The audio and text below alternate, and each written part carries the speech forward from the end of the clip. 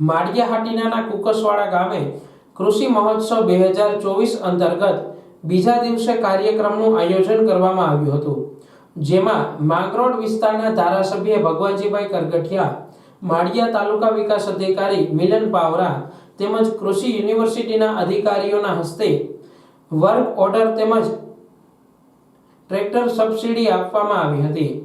આ તકે બહોળી સંખ્યામાં ખેડૂતોએ ઉપસ્થિત રહી કૃષિ વૈજ્ઞાનિક પાસેથી આધુનિક ખેતી અને ખેતીમાં નવીનતમ ટેકનોલોજીના ઉપયોગ બાબતે માહિતી મેળવી હતી।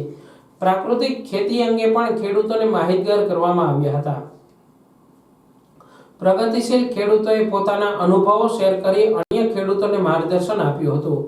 આ કાર્યક્રમમાં વિવિધ સ્ટોલ પણ ઊભા કરવામાં આવ્યા હતા, જેમાં પ્રાકૃતિક ખેતી આધારિત પેદાશો, ટ્રેક્ટર, રોટાવેટર તેમજ ડ્રીપ ઇરિગેશન, ખેતીને લગતા જુદા જુદા સંસાધનોનું પ્રદર્શન ગોઠવવામાં આવ્યું હતું।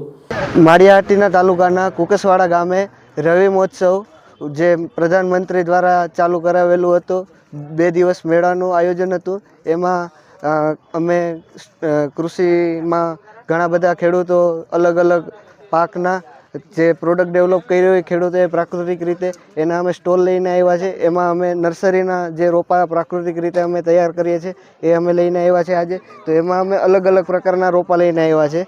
એમાં આ છે આ ચોખાનું પ્લાન્ટ છે। એમાં આ ચોખાના પ્લાન્ટમાંથી તમે ખાલી પાનમાંથી સુગંધ લ્યો એટલે તમને ચોખા જેવી સુગંધ આવે ને આ તમે સાદા ચોખા હોય એમાં યુઝ કરો તો તમને બાસમતી જેવો અહેસાસ થાય છે। પછી આ એક તજનો છોડ છે, એટલે આપણે જે આ બાજુ આ નવો જ પાક ગણાય છે તજનો, એ પણ થાય છે। પછી બીજું આ લસણ વેલ છે, આ જૈન લસણ કહેવાય છે આ, ને આના તમે પાન ખાઓ એટલે તમે જે લસણનો આપણે ટેસ્ટ કરો એવો જ આનો ટેસ્ટ આવે છે। પછી એક મસાલાનો છોડ છે આ, એટલે આના પાનમાંથી બધાય મસાલાનો ટેસ્ટ આવે છે, એલચી, લવિંગ, તજ, જાયફળ, મરી, તમાલપત્ર। પછી બીજા ઘણા બધી એવા કાળો છે કે જેના બહુ 3-3 હજાર સુધી કિલોના ભાવ પહેલાં આના હતા, અત્યારે 1200 સુધી આના ભાવ હોય છે। એ અમે આખા ગુજરાતમાં અમે જ ડેવલપ કર્યું છે ને અમારી વેરાયટી આખા ગુજરાતમાં આફ્રિકાની વેરાયટીના લીધે આખા ગુજરાતમાં થાય છે। કઈ ફાર્મસી? અમારું Shivshakti nursery and farm Chorwad જુનાગઢમાં અમે આ બધું ડેવલપ કરી રહ્યા છીએ। ના અમે ખોરાસામાં અમે ડેવલપ કરીએ છીએ ને ચોરવાડમાં અમે વેચાણ ને બધું ડેવલપ કરતા હોઈએ છીએ।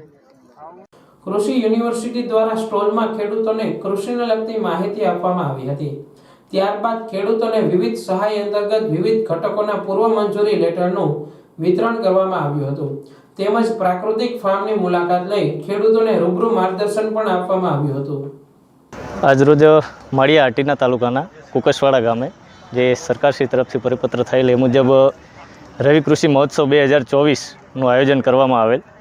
અહીંયા આપણી વચ્ચે ઉપસ્થિત અમારી વચ્ચે નિવાસી માંગરોળ વિધાનસભાના ધારાસભ્ય શ્રી ભગવાનજીભાઈ કરગઠિયાએ ઉપસ્થિતિમાં અમે સમગ્ર કાર્યક્રમ જે છે એ આજનો યોજાયેલ હતો।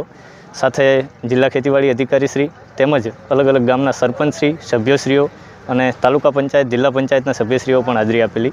મોટી સંખ્યામાં ખેડૂતોએ અહીંયા પ્રાકૃતિક કૃષિ તેમજ નેનો ફર્ટિલાઇઝર્સ જે નવા આવ્યા છે એ નેનો ફર્ટિલાઇઝર્સ તેમજ ન્યુટ્રિશિયલ જે આપણે કહીએ છીએ કે હલકા ધાન્યો જે બાજરી છે, રાગી છે, જુવાર છે, એવા ધાન્યોની પણ માહિતી મેળવી અને એના ફાયદા શું છે આપણા જીવનમાં એ તમામની માહિતી મેળવી। સાથે અમે સ્ટોલ પણ 27 જેટલા રાખેલા હતા।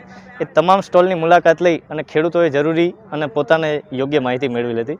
સાથે સાથે કેટલાક ખેડૂતોને અમે અહીંયા જે મંજૂરી વિતરણ અને જે લાભનું વિતરણ કરવાનું હતું એ માન્ય ધારાસભ્યશ્રીના હસ્તક અમે લાભોનું વિતરણ પણ કરાવેલ છે અને સંપૂર્ણ જે પ્રોગ્રામ છે એ રવિ કૃષિ મહોત્સવ જે છે એ સફળ થયેલ છે।